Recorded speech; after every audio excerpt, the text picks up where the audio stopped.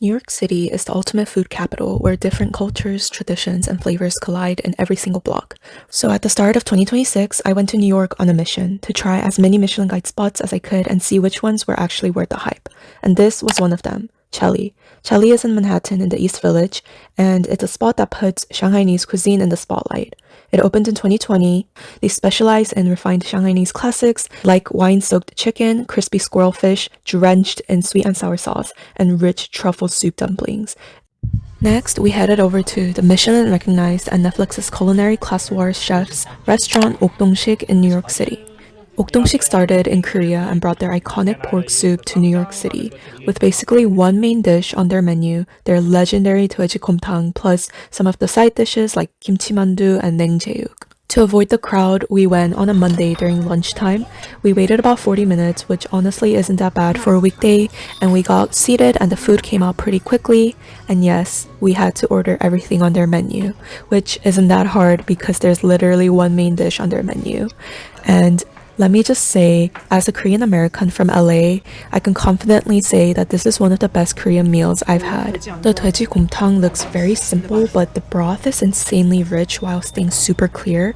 It's not oily or heavy at all, and you can tell that it was simmered for hours and carefully skimmed to keep it clean and balanced. It's packed with flavor and umami. The pork is so tender, it melts in your mouth, and it's perfect with their house-made gochujang sauce. It adds just the right level of spice and kick. And the mandu is so soft and delicate. It has a super thin skin with a juicy filling, and it's so good when you eat it all together. And the 냉제육 was very tender and refreshing, and especially with their gochujang sauce, it paired so well. And even their kimchi was so fresh and crunchy and lightly fermented, and they also gave you refills. I seriously devoured that bowl in like 15 minutes, and I can honestly say that this was so worth it. And just to mention, this is probably one of the most affordable Michelin Guide eats. We ordered 3 bowls, the 냉제육 and the kimchi mandu, and it only came out to a little below $100, adding the tax and tip. And so I definitely recommend this restaurant if you're looking for Korean food. The minimum is a 1-hour wait, even on a weekday. Is it worth it for a banh mi? Bánh Anh Em is Michelin recognized, and after trying it, I understand. The OG banh mi was packed with flavor, it's savory, balanced, and the pork floss was such a nice touch. The grilled rib-eye banh mi was bursting with flavor, the steak was beautifully charred, and it paired so well with the pickled vegetables and herbs. Next up on my New York City food mission is Apollo Bagels. It's not Michelin recognized spot, but one of the most hyped bagel spots in New York City. Finally tried Apollo Bagels, so excited. I got the tomato and cream cheese on everything bagel. Looks so good. I got the white fish on everything bagel. Wow, it's so crispy. The tomato and cream cheese go so well together.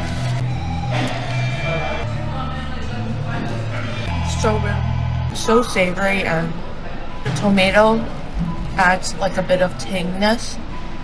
Best bagel I had in New York. The next one, it's the, I think, white fish and everything bagel. This is more, wow, there's a little bit of spice. Not like spicy, but like a kick. I don't think I like this as much as the tomato cream cheese bagel. Really good bagel too. I think if you like fish, you'll really like it. A little more salty and a little more fishy, but not too fishy. I think the cucumber kind of balances out the fishiness, but I think I like the tomato cream cheese more. Maybe because I personally like cream cheese and tomato more. Now, we can't leave New York City without a full matcha series, so I went to a few popular cafes around the city to try both matcha and hojicha. First up, I went to Hani's Bakery. Hani's is a Korean-American bakery known for its creative pastries and seasonal soft serve flavors. I got their mango coconut hojicha latte. The mango and coconut added a subtle tropical creaminess that balanced the roasted hojicha really well. Next, I headed over to Mika's Direction, which focuses on authentic Japanese teas. The Hajime Matcha latte was deeply earthy with a smooth nuttiness, and the hojicha latte was rich, toasty, and incredibly balanced. Next, I stopped by Fujiissa, which is tucked inside a Japanese grocery store. They have fun flavors like the chestnut matcha cold foam that I ordered. This one leans more dessert style, almost like a sweet matcha smoothie, rather than a ceremonial style tea. I also saw an egg sando at the Japanese grocery store, so I had to get it. There was more bread than egg, and so it wasn't the best I had, but it did satisfy the cravings. Lastly, I headed to Isshiki Matcha, hidden inside the Ace Hotel in New York. This is such a nice place to, work. So bougie. By this point, I had absolutely overdosed on matcha, which I do not recommend, but it was my last day in New York City, so I had to commit.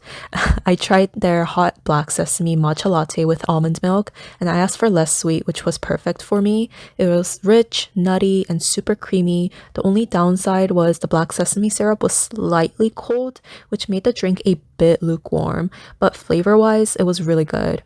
I also tried the iced hazelnut matcha latte, but I personally preferred the hot one because it tasted creamier, and the matcha flavor felt more pronounced in the hot latte.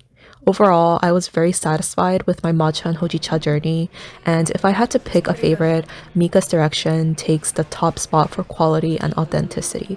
Before I headed back to Boston, I got a Korean bento box from Everydaily in K-Town, and I ate this while watching the new season of Singles Infernos.